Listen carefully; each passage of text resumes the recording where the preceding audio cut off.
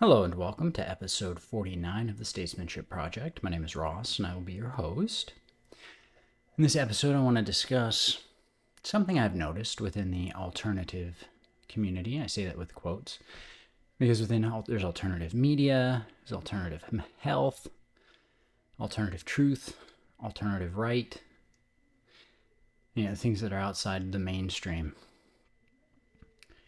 It seems to me that there's lacking, and this could just be because I don't follow the right presenters or communicators, but I don't see anybody presenting a legitimate economic solution. There's a lot of push from, you could say, the right or the alt-right for things like libertarianism, or even to the extent of anarcho-capitalism.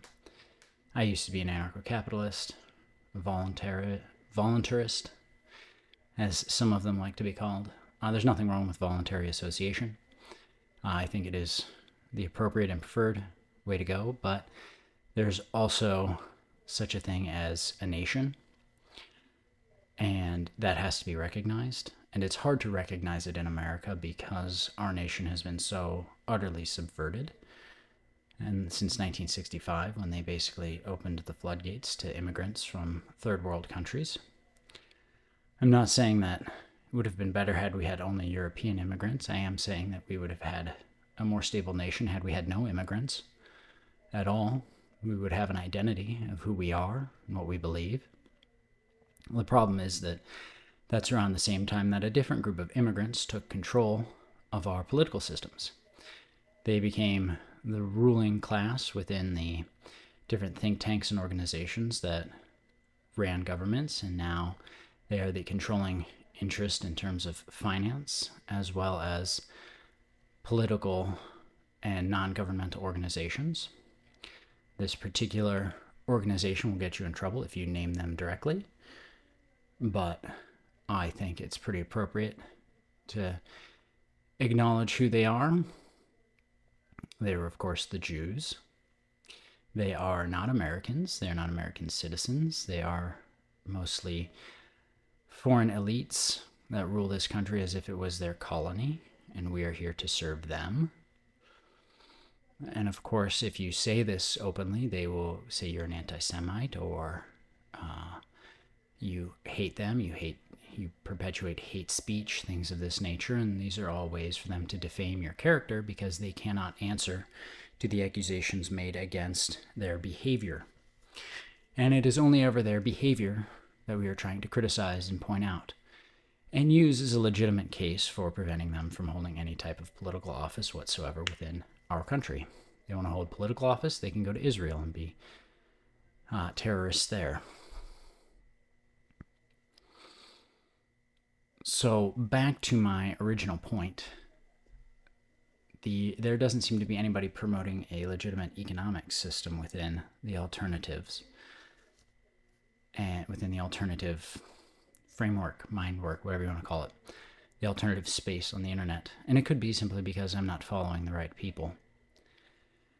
But it seems to me the principles espoused within a political economy based around nationalism and based around labor as the source of all value does not seem to be presented anywhere but in bits and pieces here and there by certain people on the internet. Michael Jones perpetuates this, but he's not formally an economist, so his presentation of it is simply a historical perspective or an ethical perspective.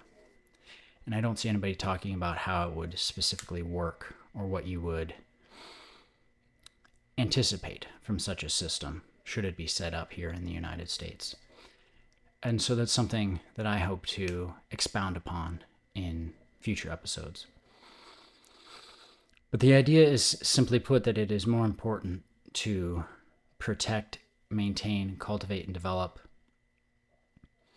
the means for producing wealth as opposed to maintaining and protecting wealth in and of itself. Because wealth can always be stripped from you, it can always be taken from you. But if you have the means to produce more wealth, then that can never be taken from you, can never be stripped away from you. And wealth is your ability to be productive. And the more productive you can be, the wealthier you have the capacity of becoming. And of course, as a nation, as a body of people, when we work together, we exponentially increase our productive capacity. And then from there, we exponentially increase our capacity to produce wealth. And then, of course, we want to live in a system in which that wealth benefits everyone, every member of that society, as opposed to a small minority that collects interest upon our work or collects taxes upon our incomes. And of course, this political economy would have no direct taxation on the people, and it would have no interest because usury is a sin, as is theft. And of course, never forget that taxation is theft. So these are the catchphrases for a system that actually works for the people. And the problems I have with libertarianism and anarcho-capitalism is that there's this idea that people will collectively organize freely and independently, but there will be no authority associated with that organization. And that any authority that may be garnered within the organization or the voluntary association does not apply to any other organization or voluntary association. And this inevitably leads to some form of conflict, whether violent or nonviolent, in terms of who has power over a particular group of people within a particular jurisdiction. And of course, you can only work this way if you subordinate yourself entirely to the truth and universal recognition of what the truth is. And of course, this leads us to a unifying social organization such as the Catholic Church, which is the one true holy Catholic and Apostolic Church. And if everyone agrees on that, then your subsequent political systems will fall in line along those principles. But again, this will lead to conflict with anyone who does not agree that the Catholic Church is the one true holy Catholic and Apostolic truth. Protestants will disagree with it. They'll take issue, and Jews will openly oppose and hate it and want to kill you for it, want you locked up in jail and prosecuted, whatever.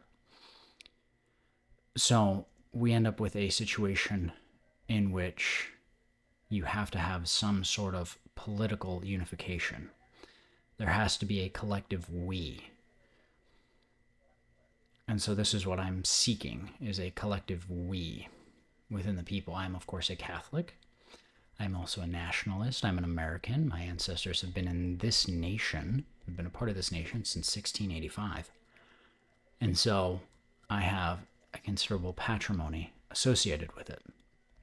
And it is that patrimony that I seek to preserve and protect and defend and perpetuate for my descendants and the descendants of my fellow countrymen.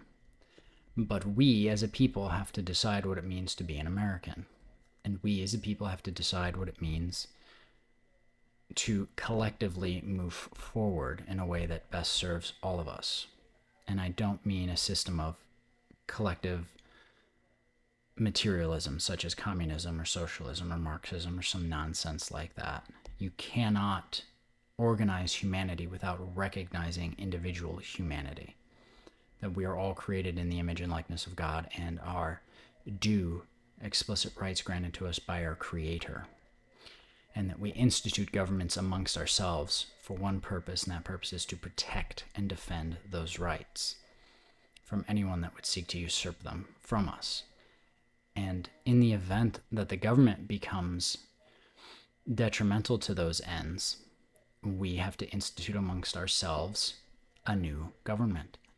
But we must decide who we are and what it means to be a part of that collective we. And then once we have identified who we are as a collective we can determine how we want to organize ourselves. Because collective organization is not a bad thing when it is organized around the appropriate principles. And this is why the mainstream does such a tremendous job at trying to distort words like social justice and social credit and collective organization, things of this nature, because these things when done appropriately, are the only way to serve and protect and preserve the integrity of a nation of people. Social justice is not some tranny walking around with a butt plug in trying to tell everybody to respect his or her its pronouns. No, that's not social justice. Social justice is a system by which the needs of the entire community of people, of individual living men and women who have rights endowed to them by their creator, are protected. Social justice is making sure that everyone has enough money in order to purchase the things that they need for basic survival. And this doesn't just mean the homeless. This means the middle class.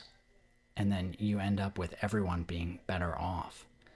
You know, there are a lot of people who don't work because they would rather be homeless than do menial, awful tasks. And then there are a lot of people who would rather do menial, awful tasks than be homeless.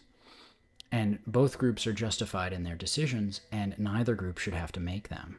In a society as advanced and civilized as ours is alleged to be, there is no reason why people who want to participate in society, who want to have their rights recognized as individuals created in the image and likeness of God, should have to want for the basic needs of survival. If you get rid of all of the loans in the entire financial system, what are you left with? Well, you're left with all of the houses that are still there, and you're left with all of the people that are still living in those houses. So why then is it that we need to have interest-bearing accounts and loans on these houses when there are people who are perfectly willing to live in them and take care of them and make their communities better by being there? It's because there is a foreign moneyed elite that wants to make money off of us. They want to milk us like cows. Only they take from us our production, our productive capacity, and they use it to enrich themselves and impoverish us. And we as the people of this nation have to recognize this and stand up against it. And we have to organize ourselves in such a way that we become a collective we that recognizes and perpetuates the integrity of the individual without compromising our collective goals, without diminishing the necessary protections for individual rights that the law, the natural law, requires. And so these are ideas that I want to expound upon moving forward. I hope you find this information interesting and intriguing.